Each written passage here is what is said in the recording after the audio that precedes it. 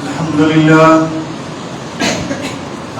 لله نحمده ونستعينه ونستغفره ونؤمن به ونتوكل عليه ونعوذ بالله من شرور أنفسنا ومن سيئات أعمالنا من يهده الله فلا مضل له ومن يضلله فلا هادي له ونشهد أن لا إله إلا الله وحده لا شريك له ونشهد أن سيدنا وشفيعنا ومولانا محمدا عبده ورسوله أرسله بالحق بشيرا ونذيرا وصلى الله تعالى على خير خلقه محمد وعلى آله وأصحابه وأزواجه وذرياته وأهل بيته وسلم تسليما كثيرا كثيرا أما بعد قال الله تبارك وتعالى في القرآن المجيد والفرقان الحميد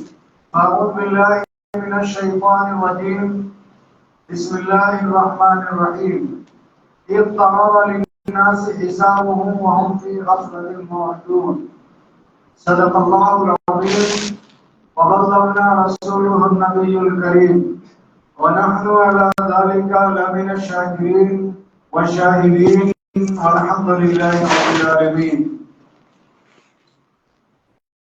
میرے محترم بزرگوں اور اچھے نوجوان ساتھیوں،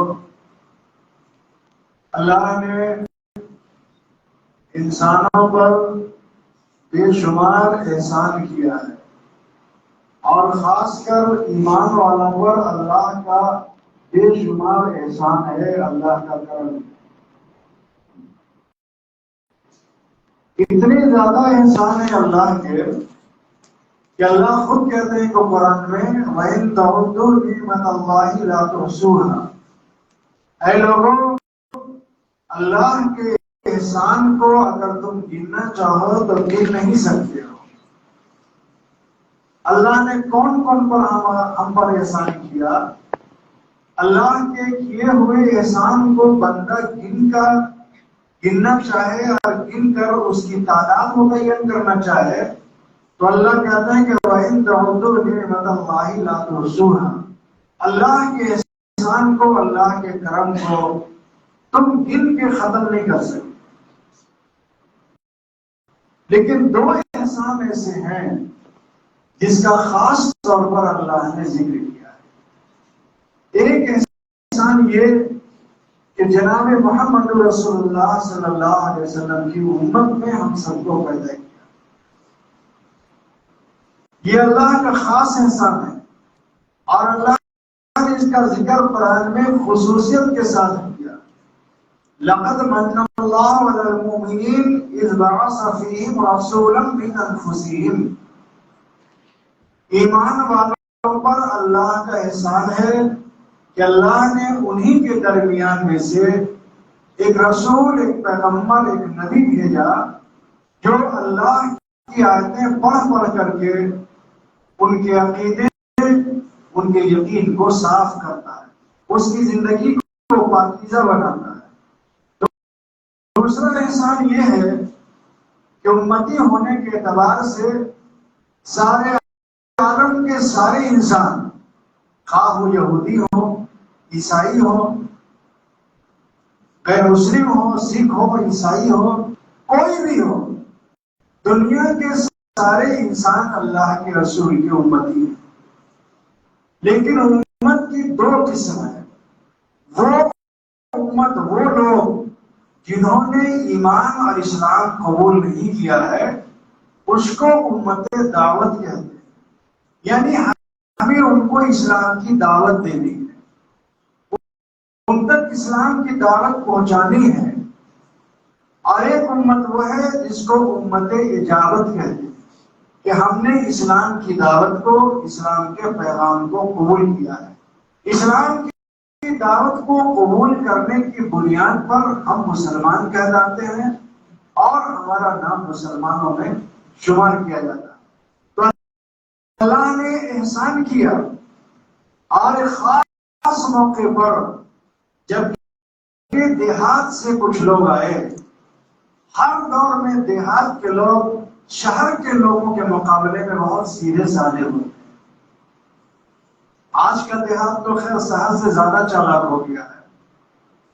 اسی زمانے میں دیہات کے لوگ بہت سیدھے سادے ہوتے تھے، لیکن آج کے دیہات کے لوگوں پر یہ جملہ فٹ نہیں ہوتا ہے، اس لیے کہ شہر کے قریب ترین جو دیہات ہے وہاں جا کر کے مسلمانوں کی ہوشیاری دیکھتی ہے۔ ایک ایک زمین کو آدمی 4-4 5-5 مرتبہ بیچا، اور 4-5 مسلمانوں سے پیسہ لے رہا ہے۔ پریشان تو سب ہوں گے، سب ہوں گے۔ تو اللہ کے نبی کو سب سے زیادہ خوشی کس بات سے ہوتی؟ ایک سوال ہے۔ اللہ کے رسول صلی اللہ علیہ وسلم کو خوشی کس بات سے ہوتی؟ کیا اس بات سے ہوتی تھی کہ آپ بھوکے ہیں تو آپ کو کھانا مل گیا، آپ نے کھانا کھایا، یا آپ کی کوئی ضرورت پوری ہو گئی، آپ نے اپنی بیوی سے ملاقات کی، بیٹی سے ملاقات کی، مسجد آئے، نماز پڑھی؟ کس بات سے سب سے زیادہ اللہ کے رسول کو خوشی ہوتی تھی؟ سیرت کی کتابوں میں ہے کہ سب سے زیادہ اللہ کے رسول جناب محمد رسول اللہ صلی اللہ علیہ وسلم کو خوشی ہوتی تھی اس وقت جب ایک غیر ایمان والا ایمان میں داخل ہو جاتا۔ ایک غیر ایمان والا شرک اور کفر کی گمراہی سے نکل کر ایمان اور ہدایت کی روشنی میں آتا تھا، تب اللہ کے رسول کا چہرہ کھل اٹھتا، آپ بہت خوش ہو جاتے۔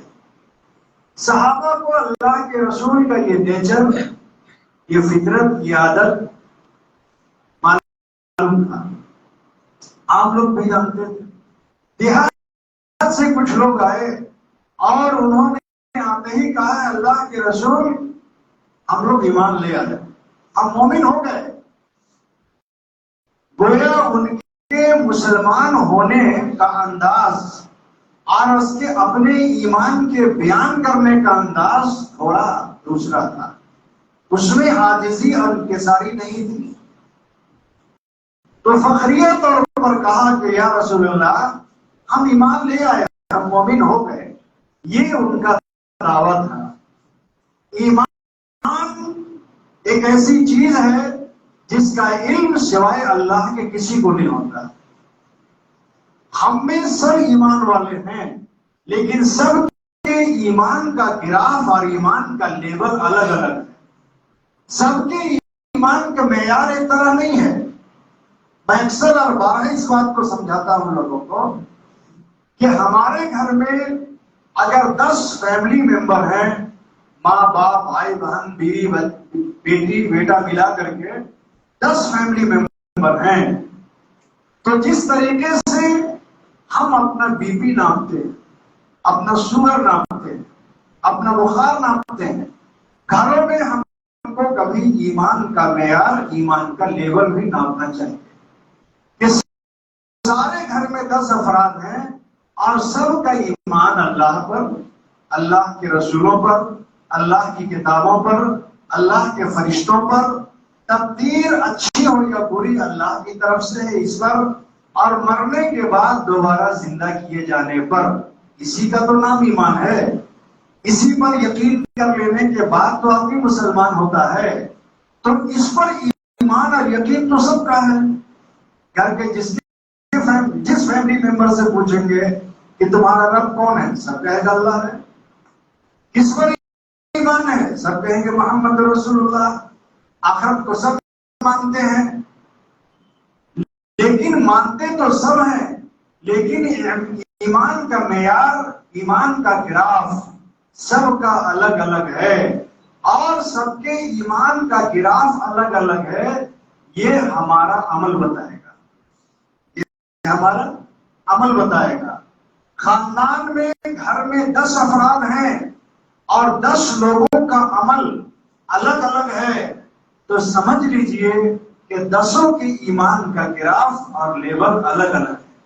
سب کے ایمان کے معیار اور لیول ایک ہوتا تو سب کے اخلاق اچھے ہوتے، سب کے معاملات اچھے ہوتے، سب کو حرام سے نفرت ہوتی، سب کو جھوٹ سے نفرت ہوتی، سب کو غیبت سے نفرت ہوتی۔ لیکن 10 مسلمان ہیں تو 10 مسلمان میں 2 مسلمانوں کو بڑی نفرت ہے حرام خوری سے، لیکن دوسرے مسلمان کو نہیں ہے۔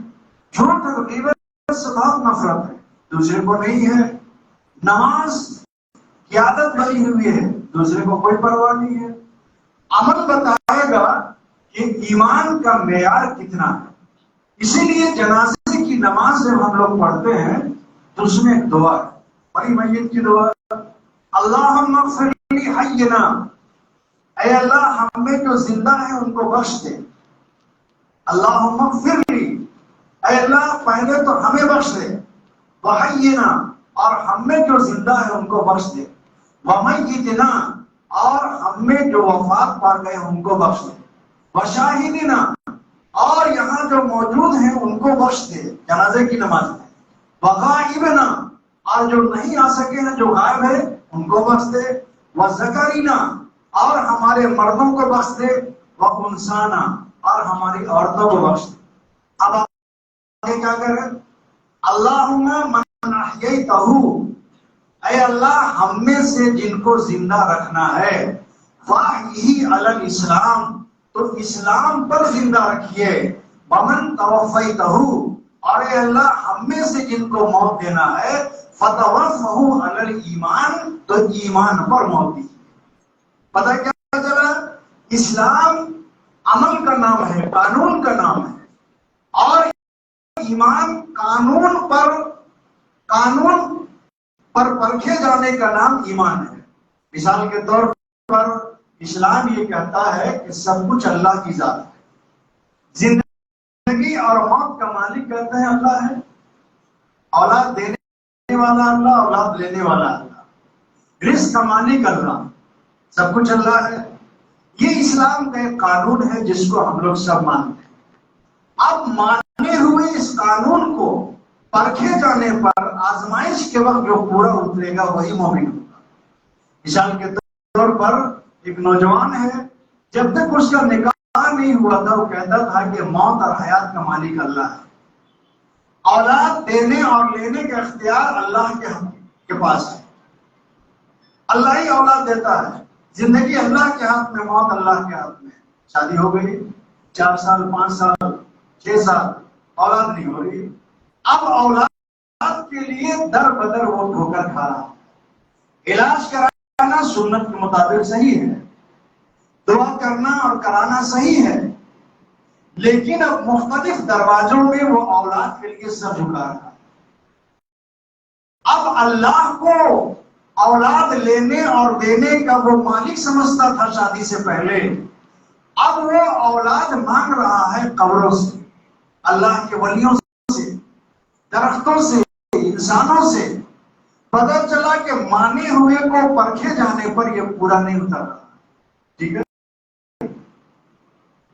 یہ بیماری ہمارے ہاں عورتوں میں زیادہ ہے۔ بچہ، چھوٹا بچہ ہے، دودھ پیتا بچہ ہے، لگست اس کو دست ہو رہا ہے، پاخانہ ہو رہا ہے، علاج کرائے ٹھیک نہیں ہوا، ظاہر ہے کہ پاخانہ، دست، الٹی صحت گرتی ہے۔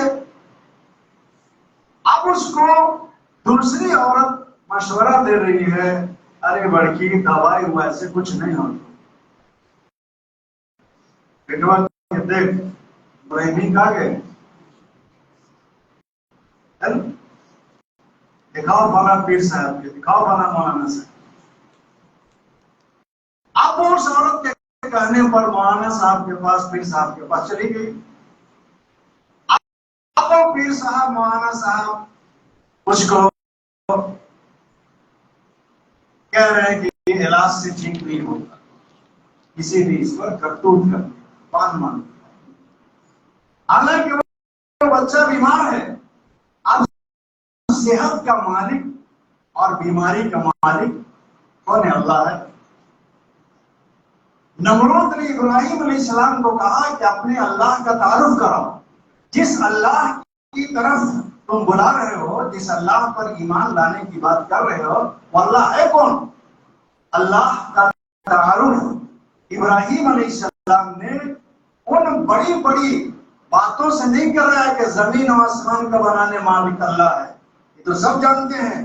نمرود بھی جانتا تھا کہ زمین ہم نے نہیں بنائی، آسمان ہم نے نہیں بنائی، سورج ہمارے کنٹرول میں نہیں ہے، چاند کو ہم نے پیدا نہیں کیا. ابراہیم علیہ السلام کی کیا کہا؟ ادھر جب مجھے بھوک لگتی ہے، میرا رب وہ ہے کہ جب مجھے بھوک لگتی ہے تو وہ کھانا کھلاتا ہے. وَإِذَا مَرِضْتُ فَهُوَ يَشْفِينِ، اور جب میں بیمار ہوتا ہوں تو مجھے شفا دیتا ہے. بھوک لگتی ہے تو اللہ کھانا کھلاتا ہے، اور میں بیمار ہوتا ہوں تو وہی اللہ مجھ کو شفا دیتا ہے. بخاری شریف میں حدیث ہے کہ انسان جب کسی بیماری میں علاج کراتا ہے اور دوا کا استعمال کرتا ہے تو دوا پیٹ میں جانے کے بعد اللہ سے دعا کرتی ہے. انجیکشن جسم میں جانے کے بعد، گولی جسم میں جانے کے بعد دعا کرتی ہے کہ اللہ میں اپنا اثر کروں یا نہ کروں. اللہ کے رسول نے فرمایا کہ جب دوا کو اللہ حکم دیتے ہیں کہ اپنا اثر دکھاؤ، اس دوا میں بذات خود شفا کی کوئی طاقت نہیں ہے. شفا کی طاقت اللہ دیتے ہیں. اسی کا نام ایمان ہے، اسی کا نام ایمان ہے. اللہ کے نبی نے کہا کہ دوا کو اللہ کا حکم ملتا ہے تو دوا شفا دیتی ہے، ورنہ دوا پیشاب اور پخانے کے راستے سے باہر نکل جاتی ہے. آدمی دیکھتے ہیں نا، ڈاکٹر بدلتا ہے، کئی ڈاکٹر بدلنے کے بعد کسی ایک ڈاکٹر سے اللہ شفا دیتے ہیں. اور یہ مختلف موقعوں پر مختلف نبیوں کی عمل سے کر کے امت کو دکھایا. قرآن میں محمد رسول اللہ صلی اللہ علیہ وسلم کی زندگی کا ہی ذکر نہیں ہے، ان نبیوں کے حالات اور واقعات جس سے اس امت کو سبق دینا تھا اللہ نے قرآن میں محفوظ کر دیا. حدیث میں آقا صلی اللہ علیہ وسلم نے پچھلے نبیوں کے تمام واقعات بیان نہیں کیے، بلکہ جیسے جیسے کوئی مصیبت، کوئی حالت، کوئی بات آتی تھی، آپ نے اس موقع پر اس نبی کی زندگی کا کوئی واقعہ بیان کیا. صحت اور بیماری کی بات ہو رہی ہے تو اللہ کے رسول موسیٰ علیہ السلام کا واقعہ بیان اور کہا کہ موسیٰ علیہ السلام کو پیٹ میں درد ہوا. اللہ نے کہا کہ طور پہاڑ پر جاؤ، جہاں اللہ نے بہت ساری شفایات جڑی بوٹیاں پیدا کر رکھی. اللہ نے فرشتے کے ذریعے سے بتا دیا. جبرائیل نے کہا کہ اس گھاس کو توڑ کر کھائیے، اور جیسے ہی اس گھاس کا استعمال کیا، پیٹ کی تکلیف موسیٰ علیہ السلام کی دور ہو گئی. نبی کو پیٹ درد ہوا، نبی بیمار پڑے، نبی کو ٹھوکر لگی، نبی کے جسم پر تلوار چلی، نبی کو پتھر مارے گئے، نبی کو پتھر سے چوٹ لگی، نبی کے دانت ٹوٹے. یہ سارے واقعات قرآن و حدیث میں پھیلے ہوئے ہیں. اس سے اللہ یہ بتانا چاہتے ہیں کہ نبی خدا نہیں ہوتا، نبی کے اندر خدائی طاقت نہیں ہوتی ہے. اگر نبی کے اندر خدائی طاقت ہوتی تو نبی کے احد میں دانت نہیں ٹوٹتے. نبی کو دھکا دے دیا گیا تو نبی گڈھے میں گر گئے. نبی کے اندر خدائی طاقت ہوتی تو نبی گڈھے میں نہیں گرتا. نبی کی بیٹی کو لوگوں نے اس زور سے ہلایا ہجرت کے دوران کہ حضرت زینب کا حمل باہر ہو گیا اور اس تکلیف سے وفات پا گئی. نبی کے آنکھوں سے آنسو بہے. اگر نبی کے اختیار میں خدائی طاقت ہوتی تو نبی کی بیٹی اس تکلیف سے وفات نہیں پاتی. نبی کے چچا کے جسم کے ٹکڑے کیے گئے وحد میں نبی کے اندر خدائی طاقت ہوتی، نبی کے چچا مرتے نہیں. یہ واقعات اور یہ حادثات دکھا کر اللہ اپنے مومن بندوں کا ایمان مضبوط کرنا چاہتے ہیں اور بتانا چاہتے ہیں کہ ان اللہ علی کل شیء قدیر. ہر چیز پر طاقت اور قدرت صرف اللہ کو ہے، صرف اللہ کو ہے. اللہ کے سوا کسی کو کوئی طاقت اور قدرت نہیں ہے. اگر کسی کو کوئی اختیار اللہ نے دیا ہے تو وہ عارضی ہے. موسیٰ علیہ السلام نے جڑی کا استعمال کیا، گھاس کا استعمال کیا، اچھے ہو گئے. ہفتہ 10 دن کے بعد پھر تکلیف تھی، اب اللہ سے نہیں کہا. دونوں پہلو نبی نے بیان کر دیا. یاد رکھیے کہ چھوٹے لوگوں کی بڑی بڑی غلطی معاف ہو جاتی ہے، چھوٹے لوگوں کی بڑی بڑی غلطی معاف ہو جاتی ہے، لیکن بڑوں کی چھوٹی غلطی پکڑی جاتی ہے، پکڑی جاتی ہے۔ اتنا زبردست۔ اب واقعہ ہفتہ 10 دن کے بعد پھر بیمار ہوئی، پھر تکلیف ہوئی۔ اب اللہ سے نہیں کہا، اب جبریل کو نہیں بلایا، جا کے وہی گھاس کھا لیا۔ پیٹ درد تکلیف ختم ہونا چاہیے تھا، وہ بڑھ گیا۔ موسیٰ کو اللہ نے بتایا کہ موسیٰ شفا گھاس میں نہیں ہے، جڑی اور بوٹی میں نہیں ہے، ہمارے حکم میں، ہماری عزت میں ہے۔ عیسیٰ علیہ السلام بطور معجزہ مردوں کو زندہ کر دیتے تھے، تو یہ نہیں کہتے تھے کہ میرے حکم سے اٹھ جا۔ جس مردے کو آپ نے زندہ کیا، حضرت عیسیٰ علیہ السلام کہتے تھے قم بإذن اللہ، کھڑے ہو جا اللہ کے حکم سے، قم بإذن اللہ۔ کوڑھی کے بدن پر ہاتھ پھیر دیا تو یہ نہیں کہتے تھے کہ میرے حکم سے اچھا ہو جا، اللہ کے حکم سے اچھا ہو جا۔ اللہ کے حکم سے اچھے ہو گئے، اللہ کے حکم سے مادر زاد نابینا کو عیسیٰ علیہ السلام نے بینا کر دیا، دیکھنے والا کر دیا، آنکھوں میں ہاتھ پھیر دیا اور کہا کہ اللہ کے حکم سے دیکھنے والا بن جا، دیکھنے والے بن گئے۔ تو اللہ کے نبی جناب محمد رسول اللہ صلی اللہ علیہ وسلم کو خوشی سب سے زیادہ ایمان لانے پر ہوتی، اس لیے کہ سب سے قیمتی دولت ایمان ہے، سب سے قیمتی دولت ایمان ہے، اور یہ ضائع ہوتا ہے کس سے؟ شرک سے ضائع ہوتا ہے۔ ایک چیز کے آنے کا راستہ اور طریقہ اور ہے، اور اس کے برباد ہونے کا طریقہ اور راستہ کچھ اور ہے۔ کسی قیمتی چیز کو حاصل کر لینا یہ الگ چیز ہے، اور اس قیمتی چیز کو باقی رکھنا، اس کی حفاظت کرنا، یہ اس سے بڑی چیز ہے۔ آپ کے پاس 5 کلو سونا ہے، بہت خوشی کی بات ہے، لیکن 5 کلو سونا اگر آپ کے پاس ہے تو یہ ڈر اور خوف بھی ہے، پتہ نہیں کب آپ کی جان چلی جائے، کب آپ کے یہاں ڈاکہ پڑ جائے۔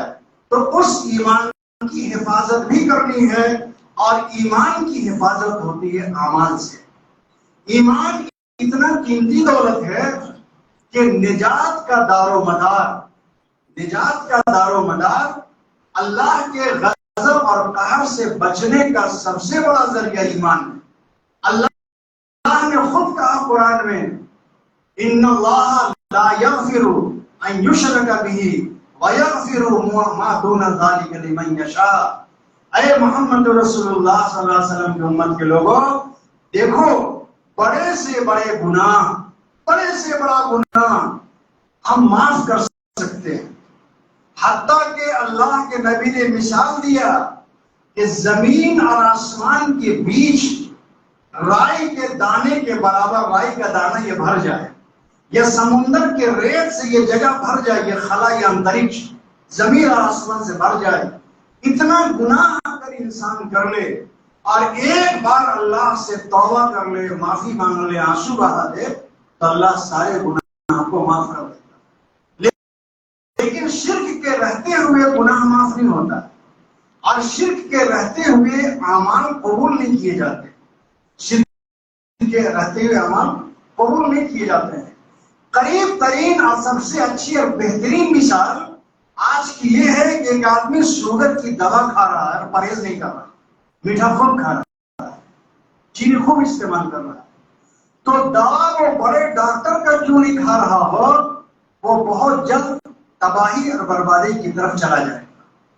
اس لیے کہ وہ جو چیزیں شوگر کو بڑھاتی ہیں، دوا تو اس کو لیول رکھتی ہے، لیکن جو چیزیں شوگر کو بڑھاتی ہیں، جو چیزیں ہارٹ کو بڑھاتی ہیں، جو چیزیں بلڈ پریشر کو بڑھاتی ہیں، اگر اس کا استعمال نہیں چھوڑا تو دوا بھی کام نہیں کرے گی۔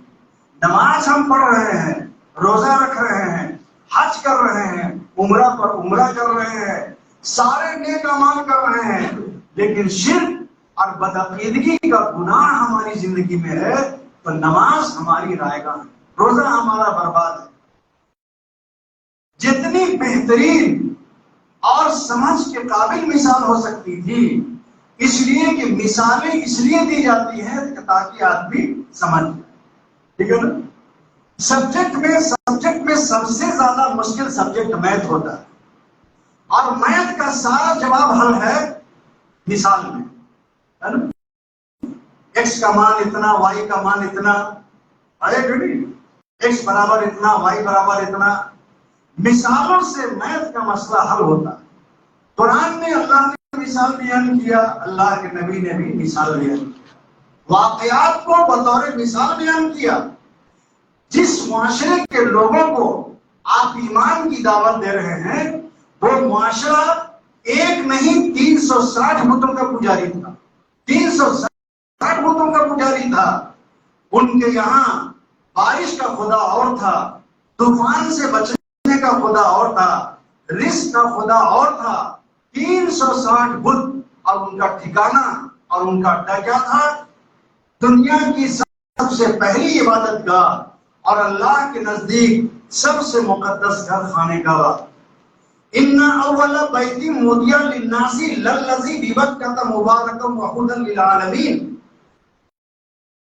اللہ نے سب سے پہلا گھر لوگوں کے لیے جو بنایا ہے وہ مکے میں ہے، جس کے چاروں طرف اللہ کی رحمتیں برستی، اللہ کی برکتیں نازل ہوتی ہیں۔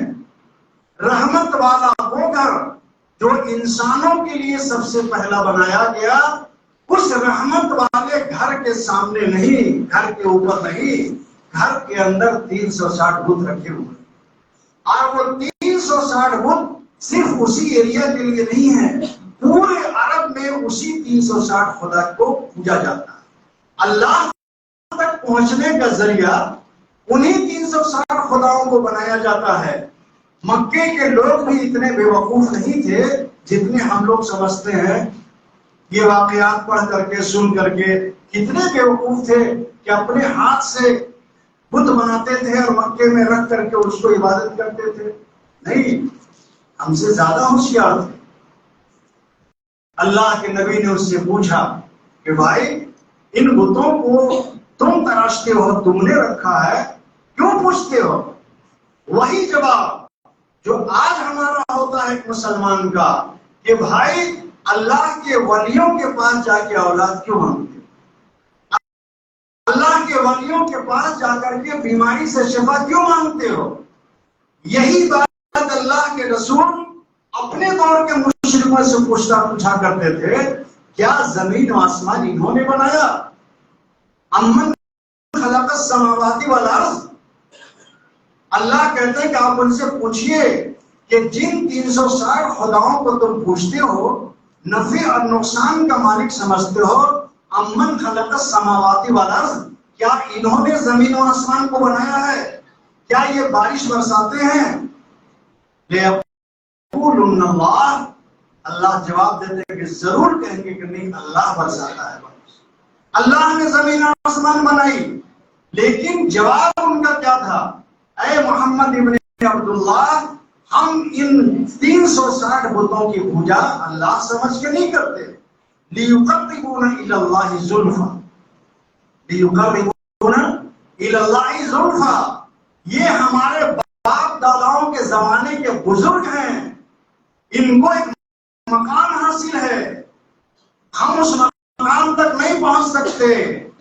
یہ اپنی بنائی ہوئی بات نہیں، قرآن میں ہے، لیقربونا الی اللہ زلفا، ہم اس کی نظر و نیاز اس لیے کرتے ہیں، ان کے سامنے ہاتھ اس لیے جوڑتے ہیں، اس کے سامنے تھالی اس لیے جماتے ہیں، ان کے سامنے نظر و نیاز اور دعویٰ اس لیے کرتے ہیں، لیقربونا الی اللہ زلفا، تاکہ ان کے ذریعے سے ہم اللہ کے قریب ہو جائیں۔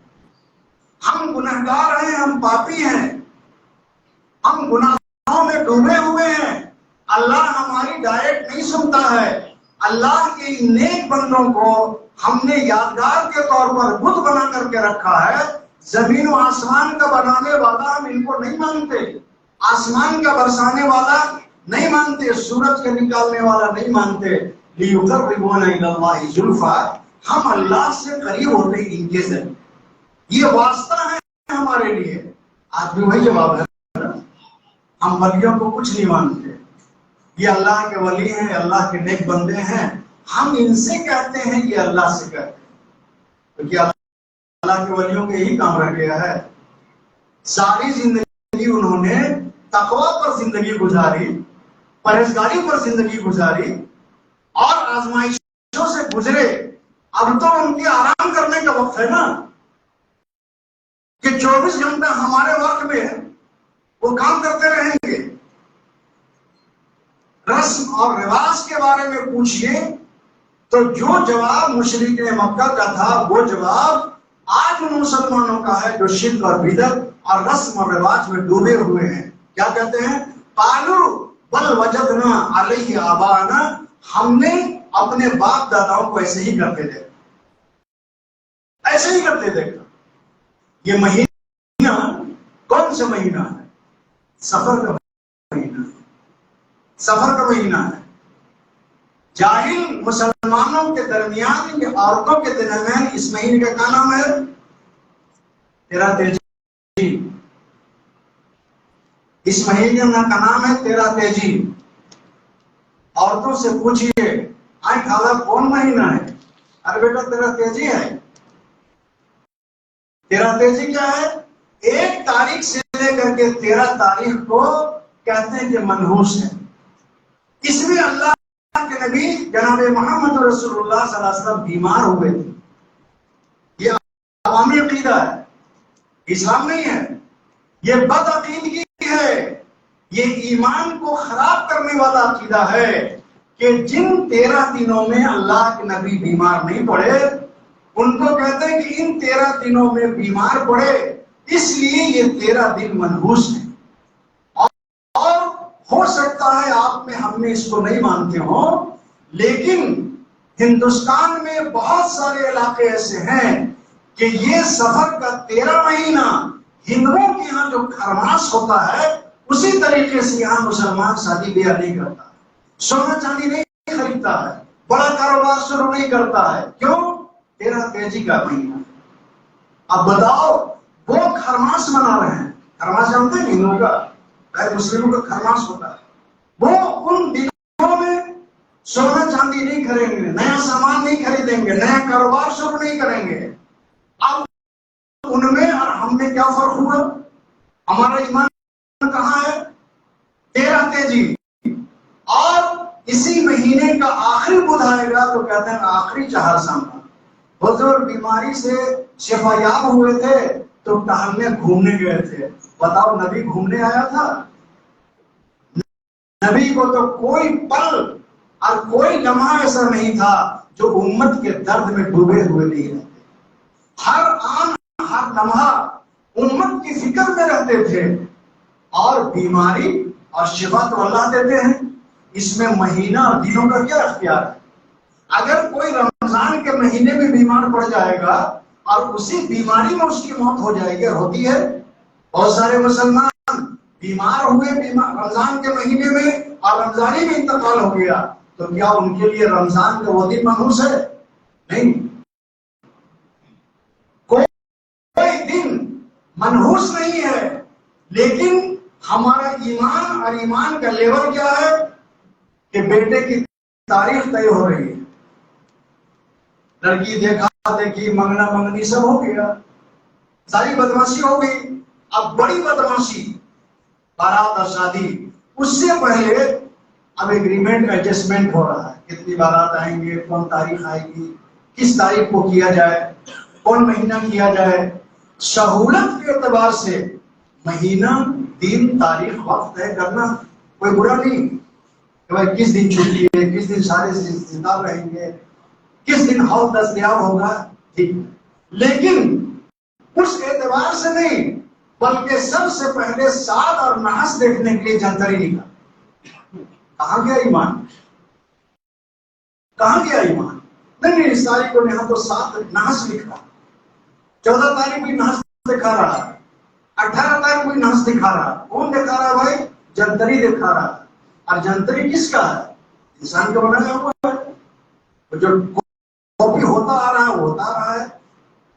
قرآن میں تو تو اللہ کہتے ہیں کل یومن ہوا فی شان فبأی آلاء ربکما تکذبان، ہر دن اللہ نے ایک شان رکھی ہے اور ہر دن اللہ کی ایک شان ہوتی ہے، ایک رحمت اور ایک برکت ہوتی ہے۔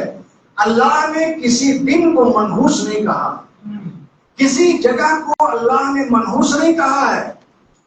ہاں، عمل کے اعتبار سے اللہ نے منحوسیت رکھی ہے، عمل کے اعتبار سے۔ اللہ کے ولی سے مرید نے کہا کہ حضور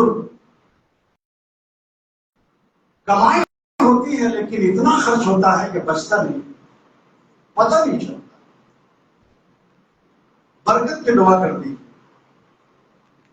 وہ واقعی وہ اللہ کے ولی تھے، واقعی وہ اللہ کے ولی تھے۔ دیکھو ہندوستان میں اللہ کے ولیوں کی دو قسم ہیں۔ بات بہت صاف اور واضح کرنی چاہیے، جو میری عادت ہے۔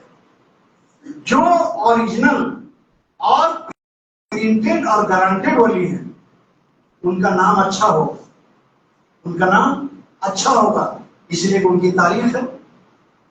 شیخ عبد القادر جیلانی رحمت اللہ علیہ، شیخ عبد القادر نام ہے اچھا، ان کی تاریخ ہے، پوری زندگی ہے۔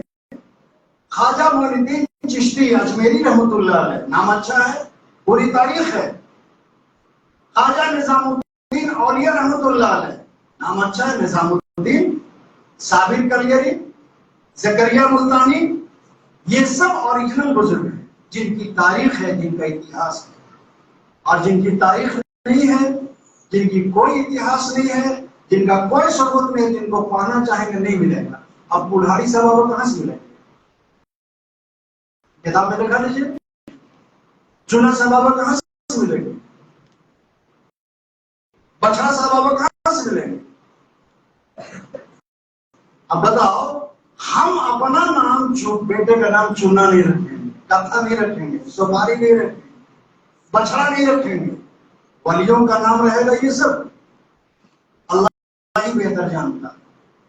تو اللہ کے ولی کے اس ولی کے مرید نے کہا کہ برکت نہیں ہوتی، گھر میں بہت سارے لوگ کماتے ہیں، برکت نہیں ہوتی، تو کہا کہ ایسا کرو کہ تمہارا دروازہ کس طرف ہے، تاکہ راستے کی طرف دروازہ کھلتا ہے، تاکہ راستے میں پردہ لگا، ہر گھر جو دروازہ سے پردہ لگا۔ اب اللہ کا ولی ہے، مرید کا کام ہے ماننا، پردہ لگا لیا۔ پردہ لگائے ہوئے ایک ہفتہ گزرا تھا کہ خیر و برکت شروع ہو گئی، کمائی بچتی نہیں تھی، وہ کمائی بچ گئی۔ حیرت ہوئی، ڈرتے ڈرتے ایک دن پوچھا کہ اللہ والے، ہم نے بے برکتی کی دعا کرنے کے لیے کہا تھا، تعویذ مانگی تھی، نقش مانگا تھا، آپ نے کچھ نہیں دیا، آپ نے پردہ لٹکانے کے لیے کہا کہ میں نے پردہ لٹکا دیا، کہا کہ فائدہ ہوا یا نہیں؟ کہا کہ بہت فائدہ ہوا، یہی تو میری بات سمجھ میں نہیں آتی، کیا بات ہے؟ تو کہا کہ تمہارے گھر سے تمہارے محلے کے بے نمازی گزرتے تھے اور ان کی نظر ادھر جاتی تھی، بے نمازی کی نظر کی نحوست کی وجہ سے تمہارے گھر کی برکت چلی جاتی، اور کہا کہ یہ میں اپنی طرف سے نہیں، اللہ کے رسول جناب محمد رسول اللہ صلی اللہ علیہ وسلم نے کہا ایک بے نمازی کی نحوست 40 گھروں میں پھیلتی ہے۔ اب جس گھر میں بے نمازی ہے اس کا کیا ہوگا؟ اب پتہ چلا کہ دعوت و تبلیغ میں لگنے والے اور محنت کرنے والے، نمازی بنانے کے لیے جو چلتے پھرتے محنت کرتے ہیں، یہ کس نحوست سے بچا رہے ہیں؟ ایک بے نمازی کی نحوست 40 گھروں تک پھیلتی ہے، اس سے بچانے کے لیے دعوت کی یہ محنت ہے کہ کوئی ایمان والا منحوس نہ رہے، نحوست نہ رہے۔ تو کسی مہینے میں منحوسیت نہیں ہے، نحوست نہیں ہے، یہ ایمان کی ہماری خرابی ہے کہ ہم نے سفر کی 13 تاریخ کو 13 تیجی کہہ دیا، آخری بدھ کو چہارشنبہ کہہ دیا، حالانکہ آخری بدھ کو اللہ کے نبی تفریح کے لیے کہیں نہیں گئے، یہ بدعقیدگی کی بات ہے. تو سب سے بڑی دولت ایمان ہے، اور ایمان کو خراب ہونے سے، لوٹنے سے عمل بچاتا. اسی لیے قرآن میں آپ نے جگہ جگہ دیکھا ہوگا الا الذین آمنوا وعملوا الصالحات، جو لوگ ایمان لائے اور نیک عمل کیا، یعنی ایمان کے تقاضے کو پورا کیا. اب ایک واقعے سے ایمان کی قیمت بتا رہا ہوں اور شرک کی نحوست بتا رہا ہوں. شرک یعنی برے سے برا عمل جو ہو سکتا ہے، اس سے بدترین عمل شرک ہے. اللہ کے نبی نے ایسے معاشرے میں جو ایک نہیں 360 بتوں کو پوچھتے ہیں، 360 بتوں کو پوچھتے ہیں، جن کی ساری زندگی رسم و رواج کی پابندی پر گزرتی ہے، اور کہتے کیا ہے؟ ہم لوگ ابراہیم علیہ السلام کے دین پر، اپنی نسبت بھی ابراہیم پر جوڑ رہے ہیں. خانہ کعبہ کا طواف ننگے کیا کرتے تھے، اور شیطان نے کیا کہا کہ اس کپڑے میں تم دن رات گناہ کرتے ہو، تو اس کپڑے میں تم خانہ کعبہ کی عبادت نہیں کر سکتے، وہ اللہ کا گھر ہے. اللہ کے نبی کی زندگی میں مکہ جب تک فتح نہیں ہوا، مکے کے مشرکین اپنے عقیدے کے مطابق خانہ کعبہ کا طواف ننگے کیا کرتے، اس کو گناہ نہیں سمجھتے تھے. جب 8 ہجری میں مکہ فتح ہوا، تب اللہ کے رسول نے اعلان کیا کہ آج سے کوئی مشرک حدود حرم میں داخل نہیں ہوگا، اور مکے کا طواف احرام کے ساتھ ہوگا، کپڑے کے ساتھ. کیسا عقیدہ ہوگا؟ اللہ کے نبی نے کہا کہ دیکھو ایمان کتنی بڑی دولت ہے، چاہے وہ رائے کے دانے کے برابر ایمان کیوں نہ ہو. صحابہ سے کہا کہ رائی کے دانے کے برابر ایمان سمجھتے ہو؟ اور بارہ ہم نے کتابوں میں پڑھا، فضائل اعمال کی کتاب میں آپ نے سنا ہوگا، بیان میں سنا ہوگا، رائی کے دانے کے برابر ایمان، رائی کے دانے کے برابر ایمان. نبی نے رائی کے دانے کے برابر ایمان کو سمجھا دیا موسیٰ علیہ السلام کے واقعہ سے، عیسیٰ علیہ السلام کے واقعہ سے. کہا کہ عیسیٰ علیہ السلام قبرستان سے گزر رہے ہیں. تو اللہ اپنے نبیوں کو بطور معجزہ وہ چیزیں دکھا دیتا ہے اور وہ چیزیں کرا دیتا ہے جو عام انسانوں سے نہیں ہو سکتا. قبرستان سے گزر رہے ہیں، ایک بوسیدہ پرانے قبر پر ایک بوڑھی عورت کو دیکھا کہ وہ گاؤں تکیہ مسند لگائے ہوئے، ٹیک لگائے ہوئے ہے، بے موسم پھل اس کے سامنے رکھا ہوا، اور وہ عیش و آرام کے ساتھ ہے، اور کھڑکیاں کھلی ہوئی ہیں. اللہ سے عیسیٰ علیہ السلام نے پوچھا، اے اللہ، نہیں، پہلے ہفتے میں جب دیکھا تو اس بوڑھی عورت کے قبر میں عذاب ہو رہا تھا. پناہ کرتے کرتے جو ہے موسیٰ علیہ السلام اللہ کی پناہ چاہتے گزر گئے. چند ہفتے کے بعد اسی قبرستان سے گزرے تو اسی بوڑھی عورت کو دیکھا کہ گاؤں مسند تکیہ میں ٹیک لگائی ہوئی ہے، جنت کی کھڑکیاں کھلی ہوئی، بے موسم پھل رکھا ہوا. پوچھا الہی، مرنے کے بعد تو آدمی کا عمل ختم ہو جاتا ہے، اس نے کون سا عمل کیا کہ ابھی 1 ہفتہ پہلے یہ عذاب میں مبتلا تھی، اور 1 ہفتے کے بعد وہ عذاب نہیں بلکہ بے موسم پھل اس کے سامنے رکھے ہوئے ہیں، اور وہ تکیہ لگائے ہوئے مسند میں ٹیک لگائے ہوئے آرام سے ہے. اللہ نے بتایا، اے عیسیٰ، آج اس بوڑھی عورت کے پوتے نے مکتب میں جا کر کے انجیل کا جب پہلا سبق شروع کیا نا، انجیل کا پہلا سبق، جیسے ہمارے ہاں بچہ قرآن پڑھتا ہے، پھر قرآن پڑھتا ہے، اما پارا پڑھتا ہے، سب سے پہلے سورہ فاتحہ پڑھتا ہے، حافظ صاحب سکھاتے ہیں سورہ فاتحہ، چھوٹی چھوٹی صورتیں.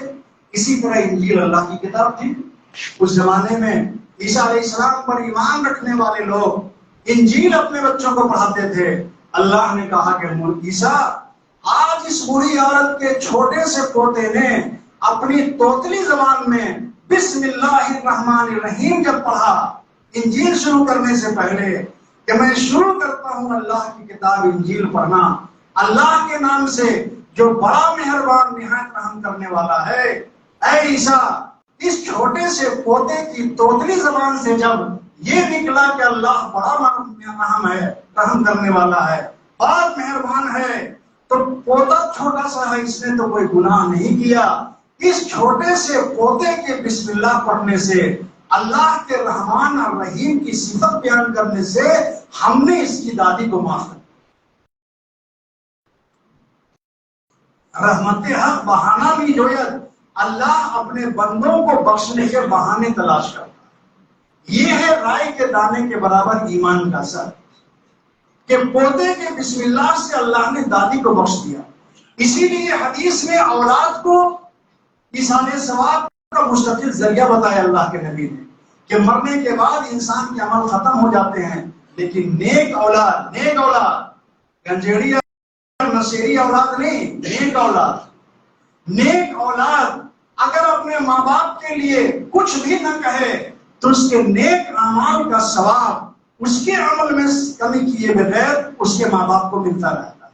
اب آ جائیے عیسیٰ علیہ السلام کے بارے میں کہا، موسیٰ علیہ السلام بکریاں چرا رہے ہیں، موسیٰ علیہ السلام نے دیکھا کہ ریگستان میں ایک انسانی جسم چیت لیٹا ہوا، قریب گئے، تجسس ہوا یہ کون ہے، قریب گئے تو دیکھا کہ انسانی ہاتھ اور بدن ہے، لیکن بدن میں کپڑے کی جگہ برنی ہے۔ برنی جانتے ہیں نا، برنی پورے بدن میں برنی ہے۔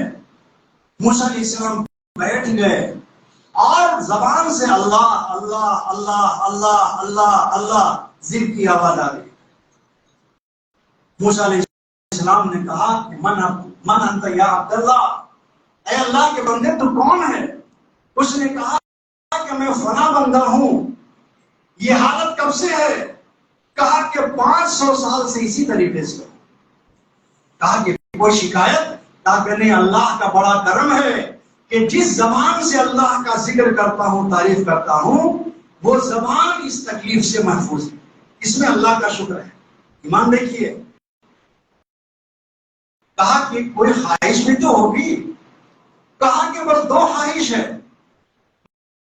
مجھے اطلاع ملی ہے کہ میری زندگی میں اس علاقے میں ایک نبی ہوگا جس کا نام موسیٰ ہوگا، مرنے سے پہلے اس کو دیکھنا، اس کی زیارت کرنا چاہتا ہوں۔ نبی کی زیارت بہت بڑی چیز ہے۔ کہا کہ میں ہی موسیٰ۔ اس ولی نے آنکھ اٹھا کر کے اسی کے لیٹے حالت میں آنکھ کھول کر کے دیکھا، کہا کہ الحمدللہ، تمام تعریف اس اللہ کا ہے جس نے اپنے اس بندے کو موت سے پہلے نبی وقت موسیٰ علیہ السلام کی زیارت کرا۔ کہا کوئی؟ کہا کہ مرنے سے پہلے دوسری خواہش یہ ہے کہ نبی کے ہاتھ سے ایک کٹورا پانی پی۔ کوئی بری بات ہے؟ کوئی بری بات ہے؟ سوچو کوئی بری بات ہے؟ نہیں ہے نا۔ بیچ میں ہم نے ایک بات کہی تھی کہ چھوٹوں کی بڑی بڑی غلطی معاف ہوتی ہے اور بڑوں کی چھوٹی غلطی پکڑی جاتی ہے۔ موسیٰ علیہ السلام پانی لانے چلے گئے، ریگستانی علاقہ، ہم تو پانی ملے گا نہیں۔ پیالے میں جو موسیٰ علیہ السلام کا تھا، ہمیشہ رہتا تھا لکڑی کا پیالہ، پانی لے کر کے آئے تو وہاں پر دیکھا کہ کوئی آدمی نہیں۔ الہی کہاں گیا وہ آدمی؟ ادھر گیا۔ حیرت ہوئی، 10 قدم ادھر، 10 قدم ادھر، 5 قدم ادھر، آگے پیچھے۔ جب آسمان کی طرف نظر پڑی تو چیل کوے منڈا رہے تھے۔ کہا کہ الہی وہ تیرا بندہ کہاں گیا جو 500 سال تک کچھ تکلیف دی حالت میں بھی تیری عبادت، تیرا ذکر کر رہا تھا، اور یہ چیل کوے کہاں ہے، کیا ہے؟ کہا کہ موسیٰ یہ وہی بندہ تھا جس کو ہم نے چیل کوے سے نچوا دیا۔ چیل کوے اس کو نوچ کر کے ختم کر دیے۔ الہی اس کا جرم کیا تھا؟ کہا کہ موسیٰ تو نے سنا کہ 500 سال تک اسی حالت میں تھا اور 500 سال تک کسی انسان سے اس کی ملاقات نہیں ہوئی تھی۔ اس درمیان میں نے اس کو پیاس لگی تو پانی پلایا، بھوک لگی تو کھانا کھلایا، بغیر کسی انسان کے واسطے کے، لیکن آج جب تم آ گئے تو اس نے مجھے بلا کر تم سے پانی مانگ لیا۔ اسی کو اللہ کے نبی نے کہا کہ شرک اچانک مومن کی زندگی میں نہیں آتا۔ مثال دی کہ جیسے کالی رات میں کالے پہاڑ پر کالی چیونٹی کے چلنے کو تم نہیں دیکھ سکتے، اس کی آواز نہیں سن سکتے، اسی طریقے سے شرک انسان کی زندگی میں داخل ہوتا ہے۔ ہم لوگ بھی کرتے ہیں اور احساس نہیں ہوتا کہ شرک ہے، وہی چھوٹی چھوٹی چیز نہیں کرتے۔ اللہ کے نبی نے کہا کہ قسم کھاؤ تو اللہ کی قسم کھاؤ، لیکن اللہ کی قسم میں ہم لوگ سمجھتے وزن نہیں ہے۔ جانتے ہیں وہاں صاحب پٹرا چھو کے بول رہے ہیں، مرتے وقت پٹرا کام نہیں دیکھا۔ ارے بھائی کہاں برسات میں تو ایک ہفتہ میں پڑ رہا۔ وہاں صاحب کفن چھو کے صدر صاحب بول رہے ہیں، مرتے وقت کفن کام نہیں دیکھا۔ عورتیں سہاگ کی قسم کھا رہی ہیں، اپنے شوہر کی قسم کھا رہی ہیں، ساتوں بچہ کی قسم کھا رہی ہیں۔ کیا ہے یہ؟ شرک ہے۔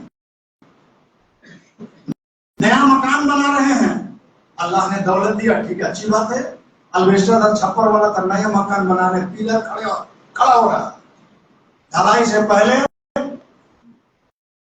پھٹتی جھاڑو پھٹا ہوا سوکھ لٹکا دیا۔ اصلی بھی ہوتا ہے کہ نہیں؟ کیوں بھائی؟ اس سے کیا کم سیمنٹ لگے گا؟ مستری زیادہ لٹ تک کام کرے گا، 8 گھنٹے کے بجائے 10 گھنٹہ ہو جائے گا، وہ بھول جائے گا مزدوری۔ کیوں لٹکایا؟ پھٹکی جھاڑو اور پھٹا ہوا سوکھ کیوں لٹکایا؟